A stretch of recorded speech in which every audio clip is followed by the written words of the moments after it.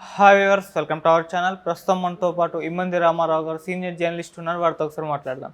Sir నమస్కారం. Sir నమస్తే బాబు. Sir, Ramoji Rao గారి మృతి పట్ల టీడీపీ అండ్ వైసీపీ కార్యకర్తలు ట్వీట్లో వారు నడుస్తుంది సార్. ట్విట్టర్లో చూసుకుంటే సో వీళ్ళేమో సంతాపం తెలియజేస్తూ ఉంటే టీడీపీ వాళ్ళు ఈనాడు పత్రికలో తప్పుడు వార్తలు ప్రచారం చేశారు వైసీపీ వాళ్ళు. ఈ విధంగా ఒక రకమైన ఘర్షణ అయితే టీడీపీకి వైసీపీకి మధ్య నడుస్తూ ఉంది సార్. మరి దీన్ని ఏ విధంగా చూడొచ్చు అంటారు? మరికొంతమంది అసలు మరణం పైన ఎటువంటి వివాదాలు ఎందుకని ప్రశ్నిస్తున్నారు సార్. దీన్ని మొత్తం ఏ విధంగా చూడొచ్చు అంటారు సార్? అంటే ఇక్కడ భౌతిక దేహం ఎదురుగా కనిపిస్తుంది. ఎంత క్రూరమైన మనస్తత్వం గలవారైనా సరే, అంటే ఆయన డెడ్ బాడీగా చూడం, దండం పెట్టుకుంటాం, నీ జీవితం ఇలా ముగిసిపోయిందని. ఈయన ప్రపంచ చరిత్రలో మంచి ఎడిటరు, మంచి స్టూడియో ఓనరు, మంచి film producer, distributor, what not everything. ఒక ఆదర్శమైన వ్యక్తి, అపర చాణక్యుడు అనిపించుకోదగ్గ వ్యక్తి. నువ్వేదో అనుకుంటే నువ్వు అనుకున్నదని మీ బాధులు కాదు కదా. నువ్వేదో పార్టీ పెట్టావు, అహంకారంతో ఉన్నావు, నీ అహంకారమే నిన్ను తినేస్తుందని చెప్పాడు. ఆయన చెప్పిన మాట జరిగింది కదా, ఇంకా సిగ్గులేదా? మా మీద తప్పుడు రాతలు రాయడానికి నువ్వు ఒప్పుకోవచ్చు, ప్రజలు ఒప్పుకోవద్దు. వాళ్ళు డబ్బులు పెట్టి కొనాలి కదా. నీలాగా దాన్ని అంటగట్టిన పేపర్ కాదు కదా. నువ్వంటే వాలంటీర్స్ అందరికీ పేపర్లు కావాలి, పనిచేసే వాళ్ళందరూ పేపర్లు వేయించుకోవాలి, మొత్తం ఆక్వా గ్రూప్ అందరికీ పేపర్లు వేయించుకోవాలి. అలాగా ఒక 12 లక్షల తాలూకు సర్క్యులేషన్ పోయింది ఇప్పుడు ఆయన ఓడిపోయేసరికి. అంటే రేపు కరపత్రంలో పెట్టుకోవడం తప్ప ఎందుకు పనికొద్దు. మీరా వీళ్ళు విమర్శించేది? అయినా భౌతిక ఉంటుండగా విమర్శించడానికి నీ బుద్ధి జ్ఞానం లేదు. ఆయన సామాన్యుడా, భారతరత్న ఇవ్వదగ్గ వ్యక్తి. ఎక్కడండి ఈనాడు పేపరు? ఇలా చూసుకుని చెప్పుకున్నాం కదా. అంటే చిన్న స్థాయి నుంచి బిలో పావర్టీ లైన్ నుంచి ఈ స్థాయికి 3000 ఎకరాల్లో రామోజీ ఫిలిం సిటీ ఆసియా ఖండంలోనే పెద్ద ఫిలిం సిటీ. దాన్ని సాధించారంటే చిన్న విషయం.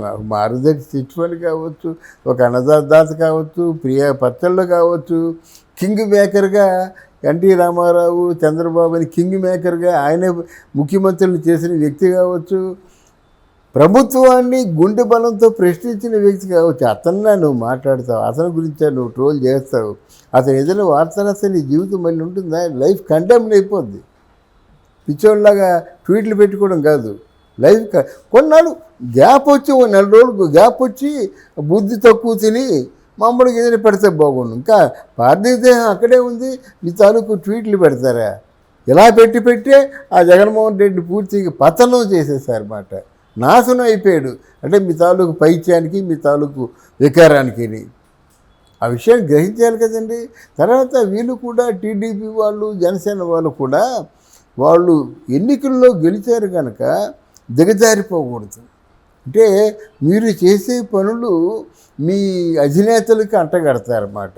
ఏదో జనసేన నాయకుడు, టీడీపీ నాయకుడు ఫోర్స్ చేసే వీళ్ళ చేత ఎలాగ గలాభా సృష్టిస్తున్నారనేటువంటి అపవాదు రానివ్వకండి. వాళ్ళు తప్పకుండా ఆలోచించుకోవాలి. మీ ట్వీట్ పెట్టకపోతే వచ్చే నష్టం ఏంటి? వాళ్ళు పెట్టుకొనియండి. ఆపోజిట్ చేత వచ్చే నష్టం లేదు కదా మీకు. వాళ్ళ ట్వీట్ని మీరు సమాధానం ఇవ్వడం ద్వారా మీరు కూడా వాళ్ళ ఏ స్థాయిలో ఉన్నారో మీరు కూడా అదే స్థాయిలో ఉన్నారనుకుంటారు కదా. మీరు you should not stoop down, దిగజారిపోకూడదు. అది మన జనసేన నాయకులు కానీ, జనసేనలో ఎవరైతే ట్వీట్లు పెడుతున్నారో, సమాధానాలు ఇస్తున్నారో వారు కానీ తప్పకుండా గుండెల్లో ఉంచుకోవాలి.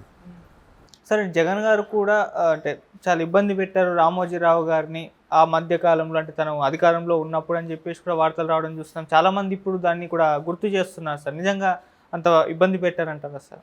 ఎక్కడ ఇబ్బంది పెట్టారండి? రామోజీరావుని జగన్ ఎంత ఇబ్బంది పెట్టాడండి? జగన్ చేతిలో ఉన్నటువంటి ఉండవెల్లి అరుణ్ కుమార్తో మార్గదర్శి మీదేమో కేసు వేశారు, రామోజీ మీద కేసు వేశారు. అసలు రామోజీరావు గారు మొట్టమొదటిసారిగా గుండె బరువెక్కిపోయి కూర్చున్న సందర్భాలు అదే. ఆ మార్గదర్శి చిట్ ఫండ్స్లో ఆ చిట్స్ హానర్ చేయటం లేదని పెట్టాడు. ఎప్పటికీ కేసు నడుస్తుంది అన్నమాట. సగం మానసికంగా కురిగిపోయింది అక్కడే. ఇప్పటికీ మార్గదర్శి సజావుగా సాగుతుంది. మార్గదర్శిలో డబ్బులు అంటే మెచ్యూరిటీ డబ్బులు ఇవ్వలేదని చెప్పారని ఎక్కడో తెచ్చుకున్నాడు, ఇచ్చాడు మొత్తానికి. It is okay now. ఇప్పుడు ఉన్నటువంటి చిట్ ఫండ్స్ అన్నిటికంటే కూడా ఆంధ్రదేశంలో మార్గదర్శనం ముందుంది, జెన్యున్గా ఉంటుంది. మీ డబ్బు మెచ్యూరిటీ అయిపోయినట్టయితే ఇద్దరు గవర్నమెంట్ ఉద్యోగస్తులు గ్యారంటీ ఇవ్వాలి. ఆ గ్యారంటీ ఇస్తే కానీ ఎవరమాట సచ్ ఏ జెన్యున్ మ్యాన్. అలాంటిది మీరు ఏదో ఇబ్బంది పెట్టారంటే మీరు కత్తులతో పొడి చేస్తే రాయకూడదా? మీరు కోరికెత్తి డ్రామా ఆడితే రాయకూడదా? మీ సొంత చిన్నాన్ని మర్డర్ చేయించేసేంత సోదరిసారిగా ఉంటే మీ గురించి రాయకూడదా? మరి మీరు చెప్పిన అబద్ధాలు కాదు, గుండెపోటు అన్నారు, నెత్తురు వాంచేసుకున్నారు అన్నారు, తర్వాత ఏమో బాత్రూంలో పడిపోయారన్నారు, రకరకాల మాటలు మాట్లాడారు. మరి మీరు చెప్పింది అబద్ధాలు కావా? ఒకసారి మీరు ఆత్మపరిశీలన చేసుకోండి. అరే మీ అమ్మని సాపక అధ్యక్షురాలుగా ఉన్నట్టయితే ఆ సాపక అధ్యక్షురాలు పదవిని తీస్తావు. నువ్వెంత దుర్మార్గుడివి. నువ్వు కళ్ళు మూసుకొని కళ్ళు మూసుకొని పాలు తాగుతాయి, లోకం అంతా చీకటి అనుకుంటే ఎలా? చెల్లిని పంపించేసావు, చెల్లికి ఆశీర్వేదని చెప్పావు. ఏంటి నీ దౌర్జన్యం? నీ దోమస్ వెళ్తా అని చెప్పావు, లండన్ వెళ్ళావు. ఏంటి నీ దౌర్జన్యం?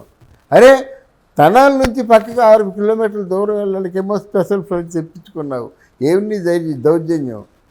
మొత్తం ఎక్కడైతే అన్నా క్యాంటీన్లు ఉన్నాయో అన్న క్యాంటీన్లు అన్నింటినీ పడగొట్టేసి పేదవాళ్ళకు నోటి దగ్గర కూడి తీసేసావు. ప్రశ్నించకూడదా? రాయకూడదా? దాన్ని మళ్ళీ జెండా కలర్ వేసావు. నువ్వు ఎన్నాళ్ళు ఉండిపోతుందని జెండా కలరు మళ్ళీ అది తెరపడానికి కొనుక్కోడు. ఎంత పిచ్చివాడి పరిపాలన చేసేస్తే నోరు మూసుకొని ఊరుకోవాలా? తిరుమల తిరుపతి వెంకటేశ్వర తాలూకు ఆ పవిత్రతని నాశనం చేసుకున్నమాట. ఎవరైనా తిరుమల తిరుపతి వెంకటేశ్వర స్వామి తాలూకు గుడి మీద ఆ వైసీపీ సింబల్ వేస్తారండి లైట్లతో. కొండ మీద ఎవరైనా జగన్మోహన్ రెడ్డి తాలూకు బొమ్మ వేస్తారండి, ఫ్లెక్సీలు వేస్తారండి. దీన్ని ప్రశ్నించకూడదా? గర్భగుడిలోకి వెళ్ళేసరికి మనకు గుండె జారిపోతుంది. ఎలాంటి మనిషికైనా తిరుపతిలో ఆ గర్భగుడిలోకి వెళ్ళేసరికి మనకి ఇంకేం కనిపించదు. ఆ వెంకటేశ్వర స్వామి చూద్దాం అనుకుంటాం, కళ్ళు మూసుకుంటాం. అదే అక్కడ తాలూకు స్పెషాలిటీ అన్నమాట. అటువంటి వెంకటేశ్వర స్వామి ఆలయాన్ని అపవిత్రం చేసేసావు. ఆ కిరస్థాన పోలందరికీ ఉద్యోగాలు ఇచ్చి ఏమిటండి ఇదంతా? ప్రశ్నించకూడదా? ఉన్న మాట్లాడితే ఉలుక మీకు?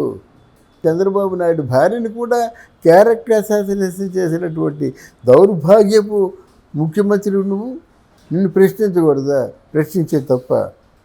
ఇది దృష్టిలో ఇంకేం పేపర్లు కాదు కదా.